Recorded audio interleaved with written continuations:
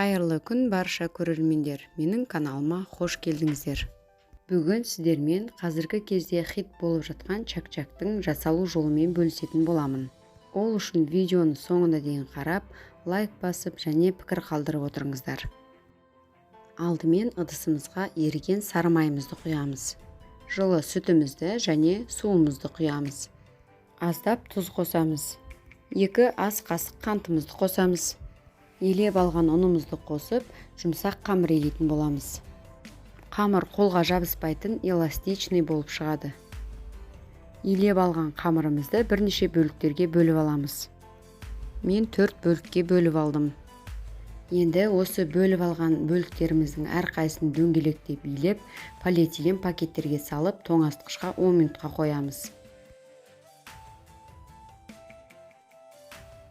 10 минут тұнған қамырымызды алып шығамыз да, ұн себе отырып, жұп-жұқа етіп жаямыз.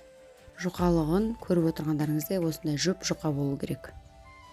Енді оқтауымызға орап аламыз да, дәл видеода көрсеткенде осылай жасап кесіп шығасыздар. Өлшемдері бірдей болу керек.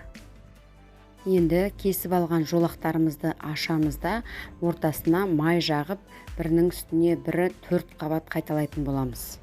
Арасына жағатын майды ерітіп аласыздар, ерітіп сәл суытып аласыздар ғой.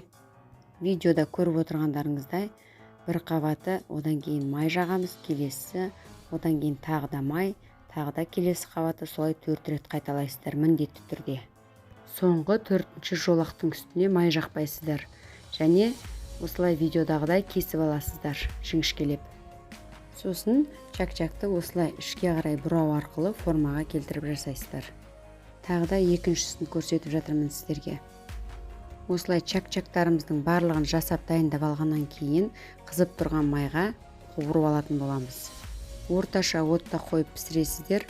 Егер астын қатты қоятын болсаңыздар, арасы піспей қалуы мүмкін. Сол үшін жай отта екі жағын аудара отырып қызартып пісіріп аласыздар. Осылайша чак-чактарымыздың барлығын бір келкетіп пісіріп алатын боламыз. Енді сироп дайындаймыз. Ол үшін бөлек ыдысымызға қантымызды саламыз, сұйық балымызды қосамыз және лимон шырынын қосамыз. Барлығын жақсылап араластырып, отқа қойып 15 минут қайнатып аламыз. 15 минуттан кейін біздің сиробымыз сәл қоюланып, осылай дайын болады.